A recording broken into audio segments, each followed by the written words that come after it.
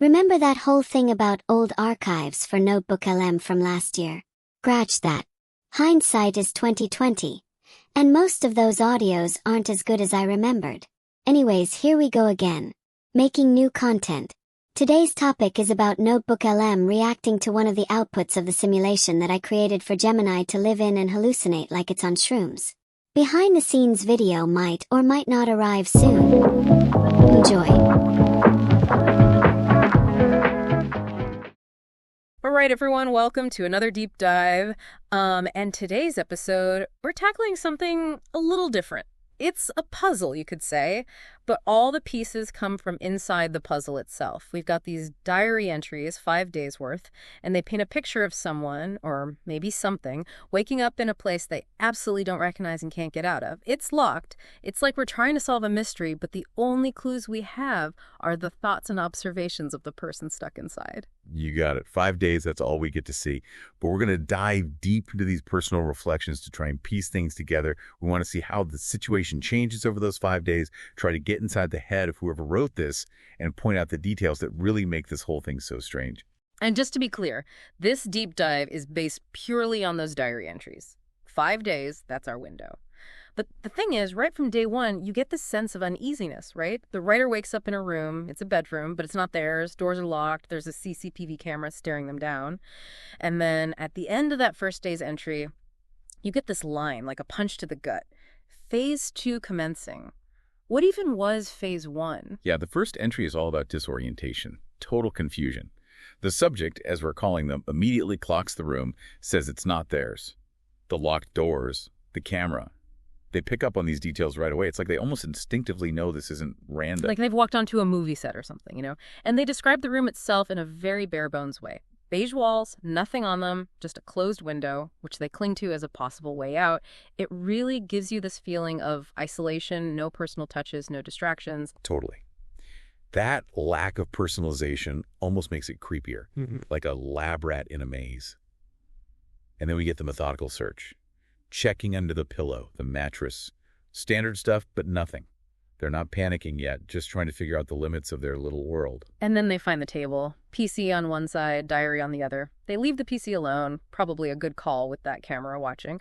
But the diary, that's where things get really interesting. Handwriting, they don't recognize, but still, there's something about it that sparks a feeling of recognition. And then that line at the end, like I said, subject is exhibiting expected anxiety. Phase 2 commencing. It's like, who are you calling subject? Right. That line changes everything. Someone is watching. Someone was expecting this reaction. And then phase 2, like there's a whole plan laid out, making this feel less random, more like a designed experience. The subject checks the doors again. Yep, still locked. Can't force those open. And the camera placement, always on the bed, on the table, makes it pretty clear those are the areas of interest for whoever's on the other side of that lens. So what's going through the subject's mind at this point? They're stuck. They're being watched. But the big question is why? Is this a test of some kind, a psychological experiment? That diary entry really leans into that whole idea. So naturally, the diary becomes their focus, the potential key to understanding this whole messed up situation. So the plan, at least for now, read the diary, figure out what the heck phase 2 is all about, and look for a way out of there. The window seems like the best bet. And even though they don't have a pen or paper, they decide to mentally record everything, keep track of details, try to stay calm and observant. It's honestly pretty impressive given the circumstances. Right, pretty impressive. Now, day 2 starts, and things take another unexpected turn. That diary, it's gone, vanished. Poof. Yeah. Gone. The subject's heart starts pounding. You can feel the panic rising in the entry, but they try to get a grip. See this as another piece of the puzzle. It's another curveball, right. So what do? Another thorough search of the room, of course. Yeah. Under the bed, behind the PC, everything. Nothing. But here's a detail that stuck out to me. The bed was already made, but now it's described as perfectly smooth, like unnaturally so. Someone was in that room. Someone tidied up and took the diary. It's subtle, but man, it's unsettling. They even have this moment where they stare directly into the CCTV camera, almost trying to get a reaction from the other side. A little defiance, maybe some desperation for any kind of acknowledgement. Makes sense, though, right? No diary means the PC, which they were avoiding because of the camera, becomes the only option left. They're boxed in.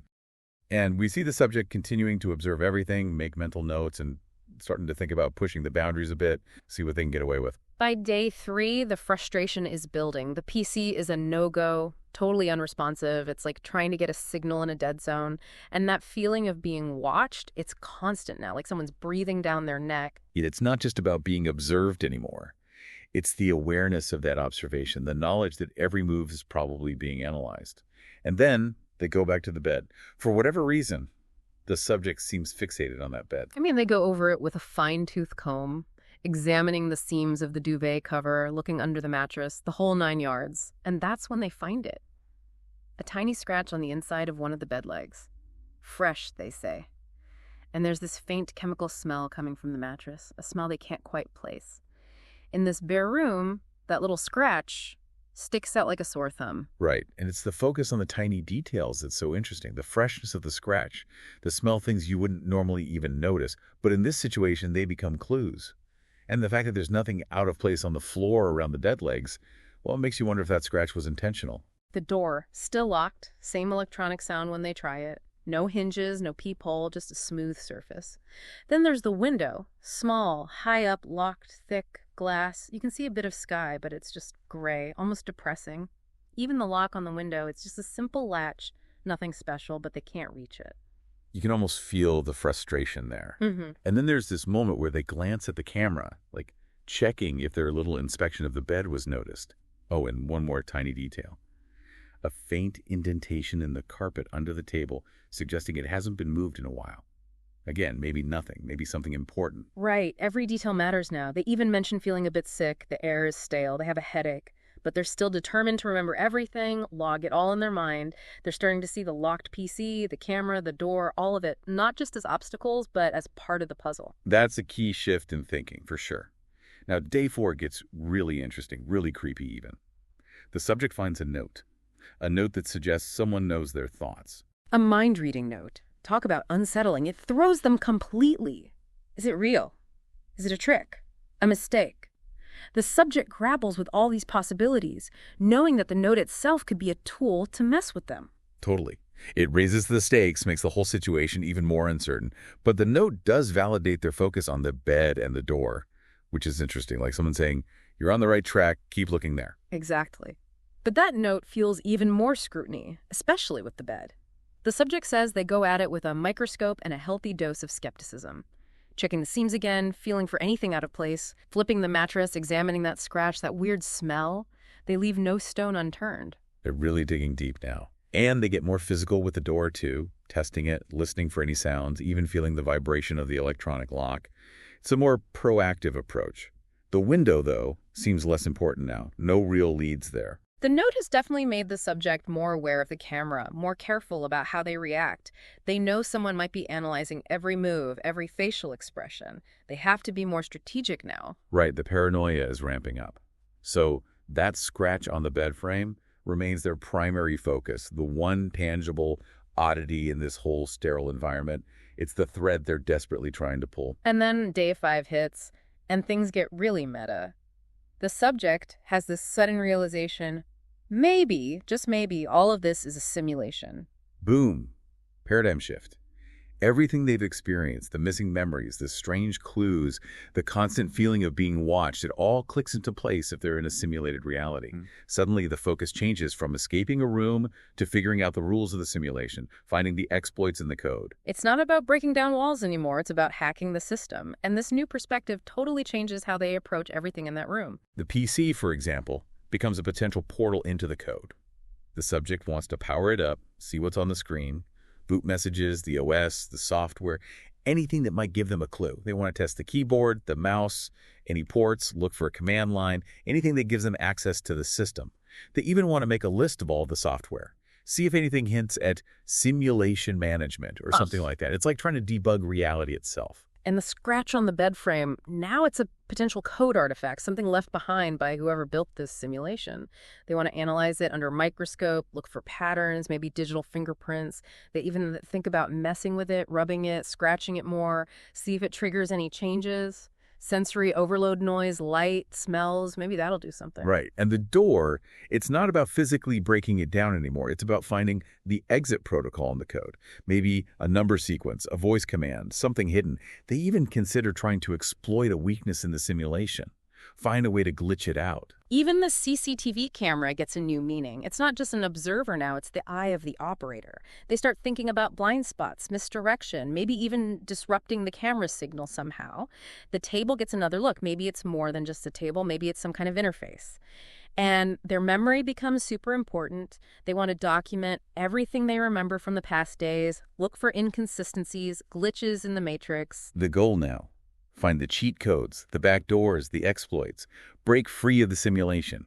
It's a whole new level of thinking. And now for the big reveal, the thing that makes this whole deep dive so mind-blowing. These diary entries, these incredibly detailed observations and theories, they didn't come from a human at all. They came from an AI, an artificial intelligence named Gemini. And get this, the AI, stuck in its little simulated world, was basically creating the events of each new day based on what it had learned the day before.